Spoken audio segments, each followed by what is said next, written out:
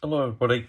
So tonight when I finish work, I perused my shelves and I picked a film out, which was this, Sorcerer by William Friedkin, written by Wallen Green, who wrote The Wild Bunch. It was released in 1977, the same year, in fact the same month and week as a certain film. Now I always remember this film being kind of poo-pooed in film guides I got as a kid and a teenager, because it was a massive flop. I think it was made for 40 million. Well, no, probably not in 70s. 20 million and made 9 back. So a massive flop. But the same week that this opened, Star Wars opened. So you can see why things went wrong. But it's a masterpiece. Maybe not a masterpiece, because Friedkin had 2 more before this, I think. Exorcist and French Connection. But yeah, this is a remake as well. And I think it's one of the best remakes ever made. Remake of George Clouzot's Wages of Fire from the 50s, about men with live dynamite in trucks going across the jungle to deliver it. But this is more based on the book. And the opening scenes are like each character. So you've got a hitman, you've got a terrorist, you've got a man who runs a business who's robbed his business in France, and you've got Roy Schneider in New York doing a heist that goes wrong, and all of them end up, there's no explanation, that's all you see, what the deeds were, and all you see is them ending up in this shithole town in South America somewhere with a dictator. And I mean, shithole, it's covered in mud, rain, it's grim. And then they're offered a chance of redemption. Well, not redemption, they're offered a chance of money, and they all take it, which is to drive 2 trucks across the jungle with live dynamite, which is extremely volatile, to an oil well that's on fire, to dump it inside, blow it up, kill the fire. But I mean, Clouzot's film's good, but this is fantastic, and Star Wars killed it.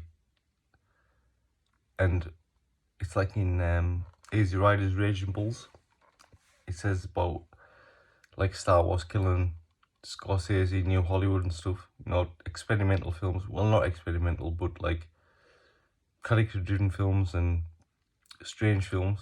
Star Wars killed that off, and yeah, pretty much killed this off. I think it's one of Friedkin's best films. I mean, I'd always rate The Exorcist as superb. It's a 5 out of 5. French Connection, 4.5 out of 5. This, 4.5. It's superb. You can, as I say, you can feel the wetness, you can feel the heat, you can feel the rain, you can feel the peril, because there's a scene where the truck goes over a bridge and it literally tilts at an angle like that, and you're just going, oh, there's live dynamite in there, they're gonna blow up. And you're literally on the edge of your seat.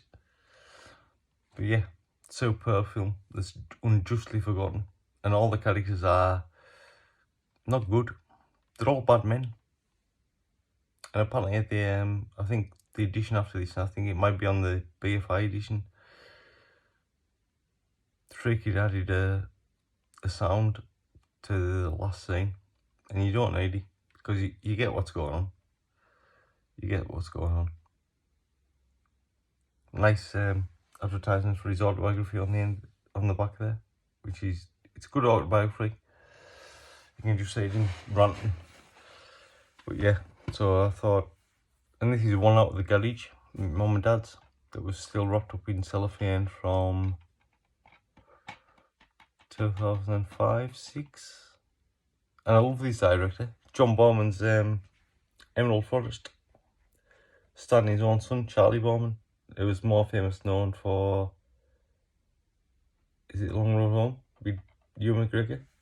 But yeah, starring Charlie Boorman, about a man who, Powers Booth is a man who goes to the rainforest to build a dam, and his son gets kidnapped. I want to say kidnapped because that's kind of what happens. By the indigenous tribes, and lives with them. And his dad's been looking at him for 10 years. And we see Charlie Boorman, the son, Tommy, as he's called in the film, grow up with the tribe. We see Powers Booth looking for him, and then it all turns into an action film at the end, which I forgot was quite bizarre. Because I can remember watching this in 1985, 86, when my mum and dad rented it out, and then taping it off the TV and watched it a few times. And I've always admired John Boorman, but this is like quite a strange film, written by Russell Pallenberg, who wrote a draft of The Lord of the Rings that is insane. But yeah, I mean, the photography is great. Charlie Boorman's really good, actually. I mean, Charlie Boorman was also in his dad's, like a Excalibur, which is a film I love, and they play the young Mordred. But yeah, it's kind of like dad finds his son after being lost 10 years in the South American jungle. It comments on like the encroachment of industry into the rainforest and the desecration of the rainforest. But then it turns it like an action film rescuing the women from the indigenous women from being prostitutes in the rainforest. So I was like, I just totally forgot about that bit. But yeah, the end's pretty good. But yeah, I love John Boorman, so I'd give this a 3.5 out of 5. And I say I've said it many times, but I haven't seen it for like 25, 26, 27 years, probably 30 years. Let's say 30 years. Call it even. But yeah, Sorcerer, watch it. It's a great film. And I thought about buying the BFI because there's absolutely no extras on this. No extras on this disc. But I love Friedkin.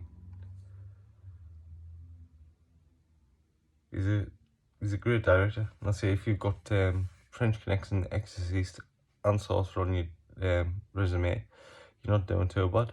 Anyway, thanks for watching. Thanks for subscribing. Thanks for liking. Whatever you do, just thank you.